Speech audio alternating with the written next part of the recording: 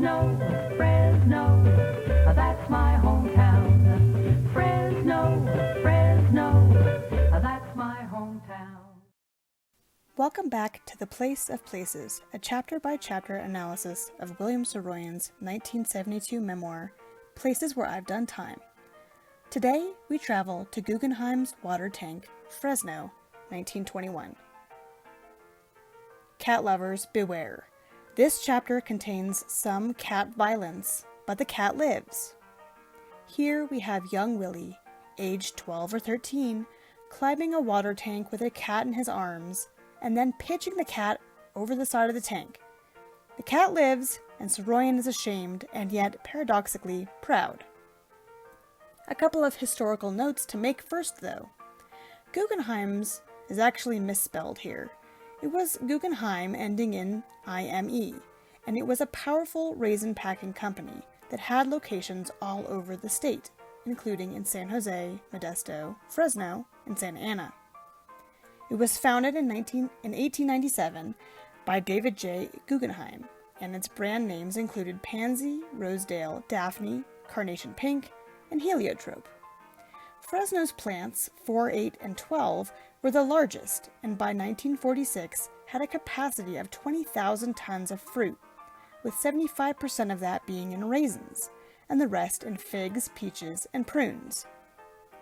It tasked its workers, many of whom were immigrants, with long hours and inconsistent pay, the fruit being seasonal, as is the case with such companies today.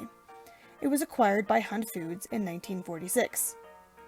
Saroyan's mother, Takui, worked at Guggenheim's for a time, and that is noted throughout Saroyan's writing, both in fiction and nonfiction. The main water tank held 15,000 gallons. It's unclear if misspelling the company was a mistake or a type of joke. Saroyan did apply for a Guggenheim fellowship when he was young, which would have granted him money to write, but he didn't receive the grant and expressed relief that he wouldn't be beholden to any grant maker to write what he wanted to write when he wanted to write it. He and his friends go into the jungle, or a homeless encampment that is near the Santa Fe tracks and the water tank. Now, these tent cities would become much more widespread in the 1930s, as out-of-work men grouped together during the Great Depression. And calling it the jungle was sort of a generic term that was applied to the encampments and is still used today when a resurgence of tent cities has fallen upon cities up and down California. Saroyan points out that the Jungle Hobos were Americans, black and white alike, but never immigrants, never people who came to America to make good. And this is a curious inclusion given his endorsement for mankind as one that appears in many of his works. But at the same time, the immigrants in Fresno did face discrimination despite their efforts to work long hours and support the capitalist machine of America. One of the many instances where we see fighting ideologies within Saroyan, the double identity of being American and Armenian, of growing up poor and then marrying a debutante, and countless other dualities that plagued him. He calls us all inhabitants of the earth, but that dream of total brotherhood isn't always easy for even him to swallow.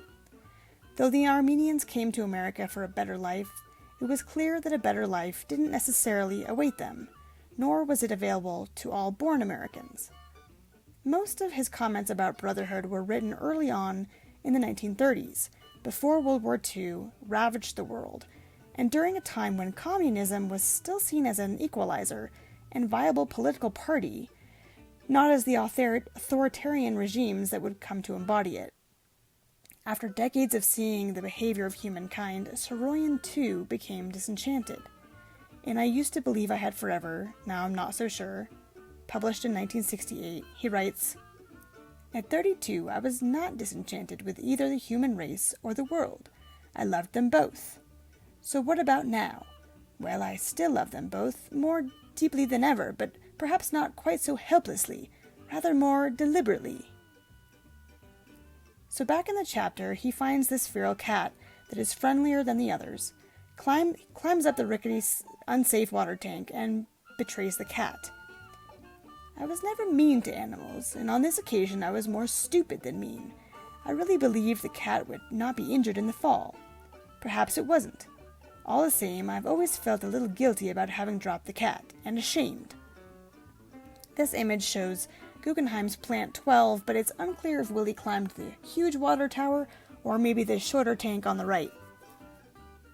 In Lee Lawrence's Saroyan biography, he interviews Archie Manassian about this time. Archie describes the group of boys egging Saroyan on as the Topal Gang, a group of older Armenian kids, 14 or 15, who created their own little gang on M Street. Topal in Armenian means cripple. This story makes another appearance in the Saroyan Prizes 1900 to 1940, a poem that appeared in the New Yorker on August 31st, 1940, and is then reprinted in I Used to Believe I Had Forever. He lists off his banal and sometimes sarcastic childhood accolades, including first to climb Guggenheim's water tank and drop a cat. The poem is quite wry and biting, hammering into world leaders, soldiers, intellectuals, the church, and anyone with adoration misplaced on himself. Although he expresses shame about this incident, he also says, "The climbing to the top of the tower, then walking around the tank and looking around at the whole small town in all directions, and the climbing down, required concentration and care. It all very definitely was very dangerous. Why did I do it then? Because I believed in my ability to do it. After having done it, I was actually able to feel I had accomplished something of importance to me." Here we have another glimpse into Saroyan's upbringing, one in which he was rarely praised by adults in his life, with no father to look up to, having to design his own moral compass, where he found the church's and his mother's hypocritical. He got into trouble a lot, but felt he never received a good enough explanation for why his behavior was bad. Many of his short stories and manuscripts reference this frustration and the feeling that he needed to get out of town to be free of these bad vibes. As he wrote in My Heart's in the Highlands, "Good people are good because they've come to wisdom through failure. We get very little wisdom from success, you know." This chapter is about finding one's identity through trial and error. He tried being bad, he tried being good, and decided what felt better on a case-by-case basis. As an adult, Saroyan never really believed in objective right and wrong, but rather in whatever was right for a certain person in a given moment under certain circumstances. In the time of your life, he wrote, "Remember that every man is a variation of yourself. No man's guilt is not yours, nor is any man's innocence a thing apart. Despise evil and ungodliness, but not men of ungodliness or evil." This water tank moment, as loathsome as it was, helped define his values and thus has a place among his places. Let's put this on the Saroyan map and move on.